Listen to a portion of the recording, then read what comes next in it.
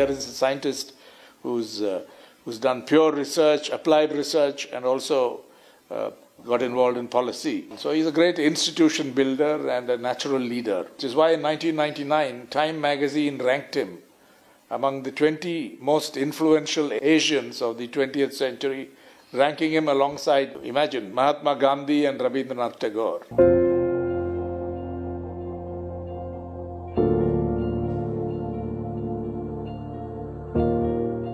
Way back in 1947, just 3 weeks after we gained independence, one young person at Chennai Egmore station boarded a train to Delhi to pursue his higher studies. Barely 3 years ago, he had seen how people in Bengal died like flies due to the unprecedented famine which this part of India had witnessed. He was determined to pursue his studies in agricultural research, for he felt that unless our people know better methods for harvesting food and create food security, no amount of independence can be of any meaning. Meet Dr. M.S. Swaminathan, better known as the father of Indian agriculture and evergreen revolution.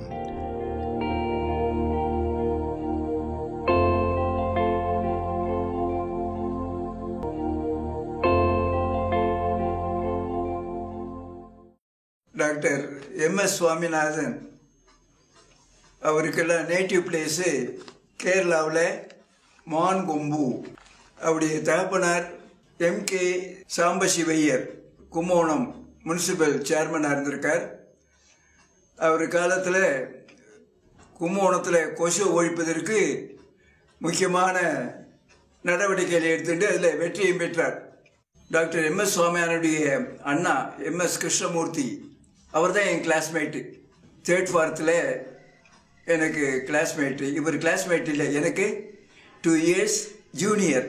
அப்புறம் MS. Swaminathan இங்கே native ஸ்கூல்லாம் படிப்பை முடிச்சுவிட்டு அப்புறம் கும்போணம் காலேஜ்லேயே அவர் படிச்சுவிட்டு அதுக்கப்புறம் இதுக்கு agriculture யூனிவர்சிட்டியில் போய் அந்த அக்ரிகல்ச்சரில் நிறைய ஏற்பாடெல்லாம் பண்ணி எல்லாம் செஞ்சுருக்கார்.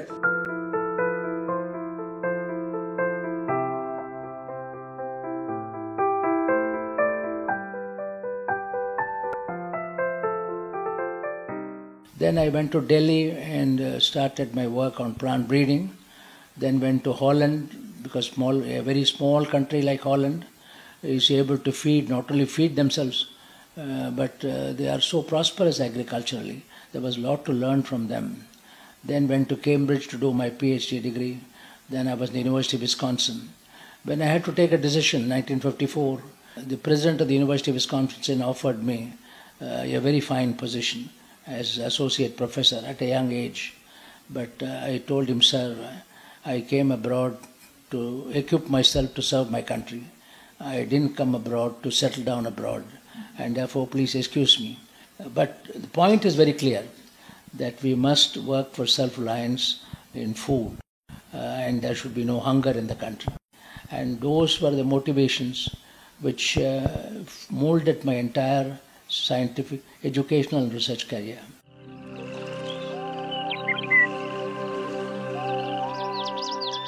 Echoing the then government's view that everything else can wait, but not agriculture, Swaminathan not only gave importance to food production by adding more farmland, but emphasized the need to improve productivity of each plant and yield in terms of kilograms per hectare. All his activities centered on one important aspect: relieve the hunger of people by creating food security through improved agricultural yields.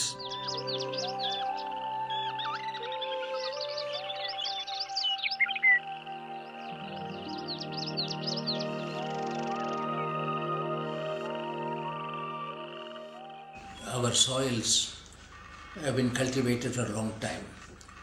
When we became independent, we found our soils were both hungry and thirsty. They were hungry because they had not been given any nutrition. They were thirsty because irrigation had not been developed properly. And therefore, how do you address the question of soil thirst and hunger, soil hunger? If soils are hungry, human beings will be hungry. Therefore, inputs are needed for output. If you don't feed the plant cannot feed us. And therefore, ill-informed criticism has no meaning, but doubt should be raised. That is why I thought it better to clarify by coining another term called evergreen revolution.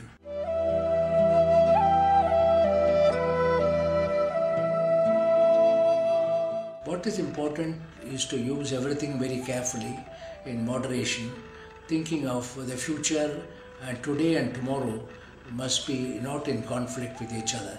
That's what we call sustainable development.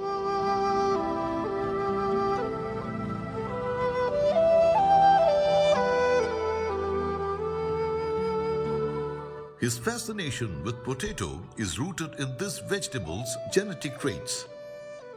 Swaminathan's research led him to agree upon the fact that the potato as we see it today was very different in its place of origin, and it has developed over the centuries.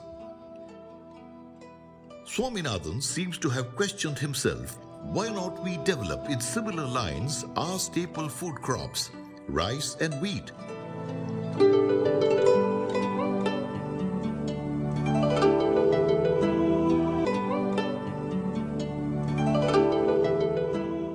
If you look at his research career, it has been a wide spectrum from late 1940s until now.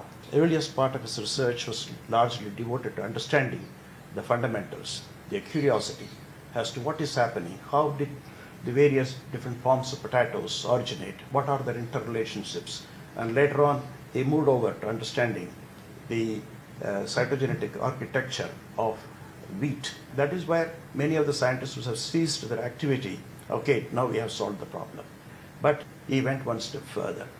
That is the step, how to solve the problem of the wheat yield, reduce the wheat yield in Indian situation to something that can transform the image of India from a begging bowl to a bread basket.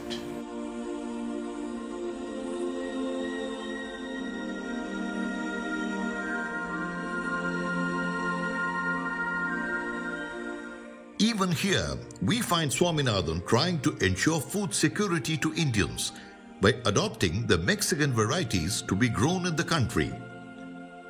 Norman Borlaug visited India in 1953 and along with Dr. Swaminathan visited various places in the country to find out the suitability of soil and interact with farmers. And it is their efforts which led to a 2-hectare plot where Mexican varieties were sown. And it was gladdening to note that in spite of high quantum of fertilizer and irrigation, the yield was more than 5 metric tons per hectare, which is 3 times more than the yield of traditional way of harvesting.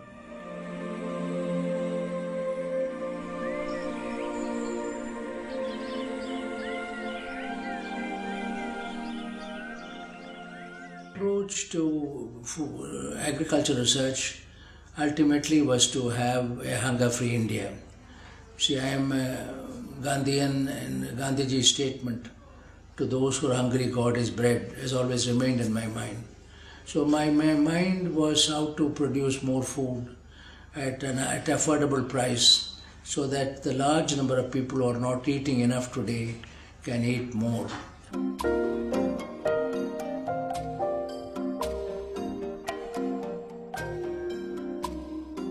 Food security at the national level was loudly touted and talked about, but unfortunately, this did not bring heaps of granaries to the doorsteps of ordinary citizens. In fact, even as India witnessed plenty of harvest of food grains, the number of people who were going hungry to bed night after night were also increasing. This paradox led Professor Swaminathan to work towards evergreen revolution and productivity in perpetuity, while safeguarding the environment and social inequities.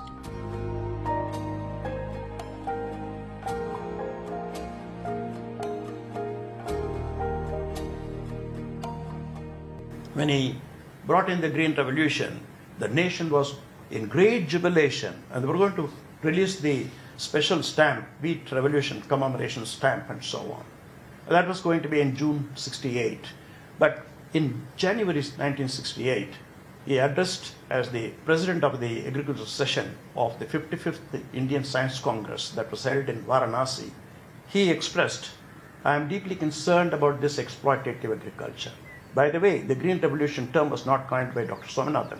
It was coined by one William Gadd of the US Department of Agriculture. Here, Dr. Swaminathan was concerned that this is an exploitative agriculture. Therefore, he mentioned that this Green Revolution will have to be practiced with great care and adherence to the principles of basic science. Yet, another fact of it was, he also said that if you do not do these things, the advantages of the Green Revolution would be contrary to what we expect. Instead of producing an agricultural boom, it may create a doom.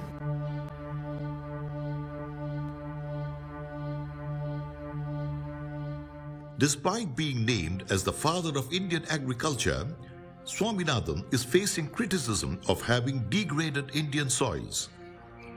Unperturbed, he brushes aside these and debates on the need for using exploitative agriculture at that juncture, and how he had propagated evergreen or sustainable agriculture. What I meant by evergreen revolution means increase in productivity in perpetuity without ecological damage. That the evergreen revolution is a fantastic concept that integrates our means to fight both the famines of food in an eco-friendly manner and generate livelihoods on farm or non-farm, again in eco-friendly manner. So technology is neutral, depends upon how you use it, and that is where scientists should have a social responsibility. The risks and benefits should be analyzed carefully. 10 years ago I recommended that we should have a parliament-approved biotechnology regulatory authority. Long ago I recommended, but it has not been done. There's a law, there's a bill before parliament now. Professor Swaminathan never goes with any dogma. There are people who are philosophically, dogmatically opposed to GM, and Swaminathan is not like that. But he's sensitive to people's fears, concerns, apprehensions. At the same time, relentlessly, I would say, driving science forward, driving teams involved in science forward. He is looking for extreme methods of solving a problem, but always looking into a simpler, easier, and more acceptable methods. This is very important. He would endorse such processes as the green gene transfer or genetic engineering only and only and only if we do not have other means of overcoming.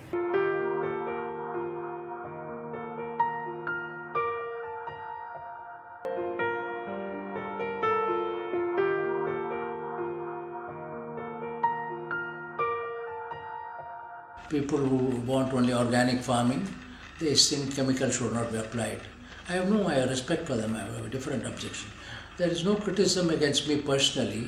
They all know that if this has not happened in the 60s, we will be going, the PL480 wheat from America, 10 million tons were imported in 1966. We would have been a nation of beggars, from begging bowl to bread basket. The conversion was not an easy one, and it's one of the proudest moments of Indian history.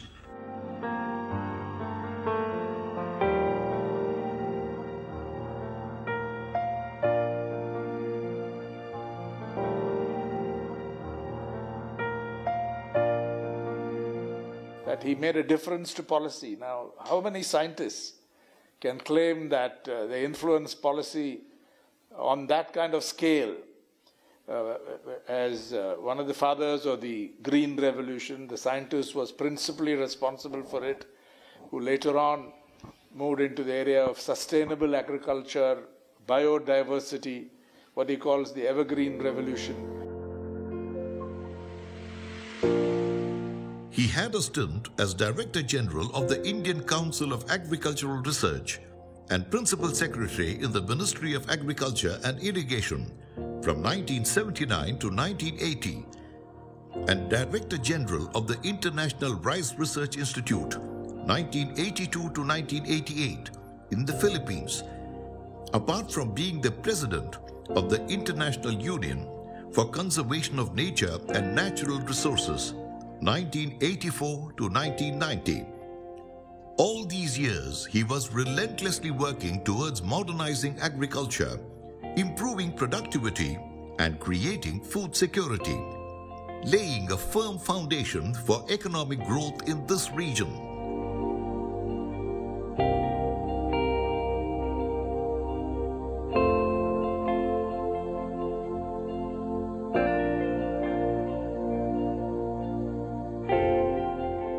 Part of Swaminathan's genius was that he was not just a brilliant scientist, but a gifted and innovative communicator as well. He could invent new seed varieties, but spreading news of his discoveries across a densely populated country with a spotty communications infrastructure was another matter.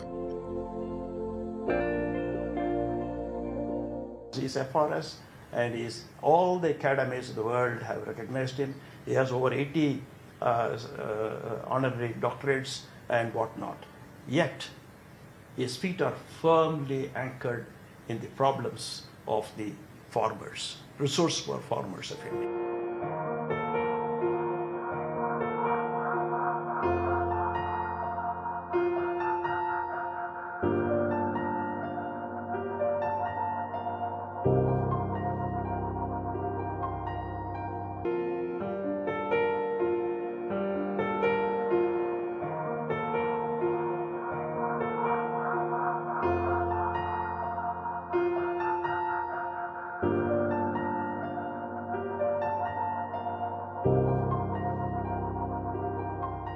I had received the World Food Prize and a few other prizes. I had the cash. I never take any prize for my personal use because I know whatever I do is the work of jointly a large number of colleagues, students, friends, and co-workers. Therefore, to take any of them for my personal use, I thought was not ethical. And therefore, I kept it all separately and started a trust. Swaminathan's bio-villages empowered rural women, tried to emancipate people from poverty, and for safe cultivation practices, biopesticides, cultivation of oyster mushroom, and skill empowerment were high on the agenda of Dr. Swaminathan, to realize which he founded the M.S. Swaminathan Research Foundation, MSSRF, an institution which has worked solidly for the betterment of women, poor, and alleviation of poverty. He was a strong supporter of women to be strong, so that as a nation we can progress. MSSRF concentrated on pro-women, pro-poor, and pro-innovations in agriculture.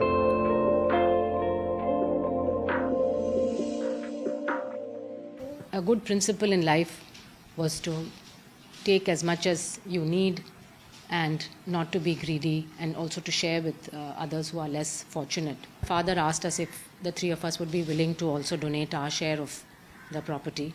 And again, we had, I think, no hesitation whatsoever in agreeing to do that. Demonstrate that if you do certain things, like an information village or coastal systems or in biotechnology, if you do get it right, then it can be scaled up and lessons can be drawn. I designed two kinds of research programs. Anticipatory research to look at the problems of the future. Participatory research with farming families, tribal families. The third was strategic research using high technology to develop new varieties of crops. That, for example, from mangroves, we took the genes for salt tolerance and put them in very good rice varieties like punning. Now there are very, very good salt-tolerant rice varieties with us.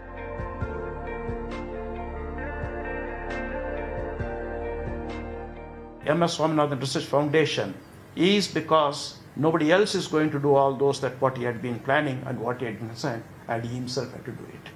Sangaminna Sangominga, Sami Nathan Sangominga, Sangaminna Sangominga, Sami Nathan Sangominga, Sami Nathan Yaruminna, Wallagamingo Teriuminga, Sami Nathan Yaruminna, Wallagamingo Teriuminga, Vivasaya Vinganinga, Vivaramelan Terinjavanga, Kolimala Makalina, Kurumaya Paparinga, Kolimala Makalina, Kurumaya Paparinga, Kurumaya Paparinga, Konamudane Nadaparinga, Tanane Nane Nane Nanane, Yetana Nane Nane Nane Nanane.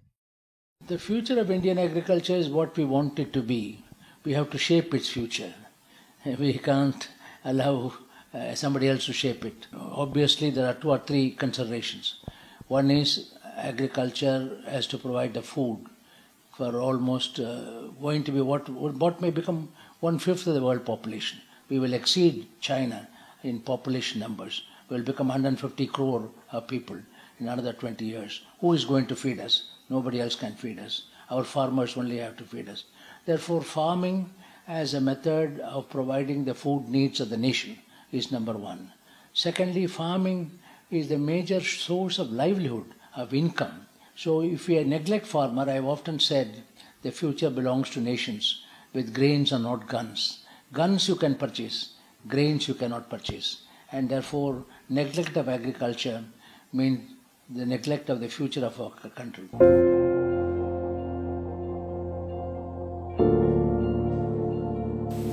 So MS Swaminathan is very inspiring for students like me, primarily because he is very responsive, even to a small student, because even though he is a very colossal figure in scientific community as well as the whole of India.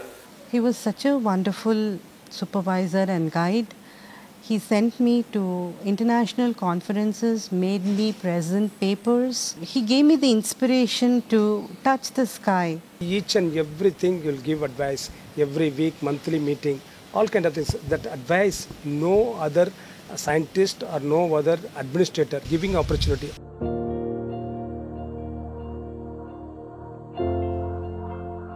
I am father of 3 lovely girls, not of a green revolution and so on. 1955, April 11th, my wife and I got married at Swami Malai. Both my uncle and my mother-in-law, they were very keen to have a very simple wedding. My wife was a very, very simple person, never wears silks and so on. And he said, although she was in Cambridge, we met in Cambridge, she had come to do her tripos, what we call tripos, MA in economics. I was doing PhD in genetics at that time. So we met there a couple of times, but we never thought of any wedding or marriage. Only after I came back to Delhi, then we met it a couple of times and decided to marry, largely because of shared values. Her value system was similar to what my value system. My parents asked me whether I would like to consider marrying him. I said yes, because we liked each other, we were good friends. I could have accomplished nothing in my life but for the support of the family. The active support, intellectual support, physical support, emotional support. It is the family I owe. I'm very much of a family man, and very few interests outside his work and his children. Family and work. We have always been very independent but very close. We share everything, maybe not the scientific details. And also I am a good critic, because now that he has achieved eminence, people will not be free with him. They will not tell him their reactions. I tell my reactions because we are equals, husband and wife. What is the problem? So we are a small, compact family, and the grandchildren are wonderful children. And my daughters, both my first daughter and my second daughter, they decided that they will have one biological child of their own and one adopted child. They said, when there are so many children in this country who lack attention, who are crying for love and affection, why should we bring more children into the earth? At the same time, he's, encouraged us to speak to him about our life decisions and our educational choices, and he's helped us create paths. I knew he was famous and he was this important figure, but in our daily lives and in our personal relationship, that's never had an impact. Like for me, he was always just my grandfather, not the father of the Green Revolution. When people thought we are hopeless, I said there is no hopelessness, there is hope everywhere. It depends upon what we do. These are not God-given problems, these are man-made problems, and only man can solve it. So I do hope that a small part played in changing India's agricultural history and agricultural destiny will also form part of my legacy.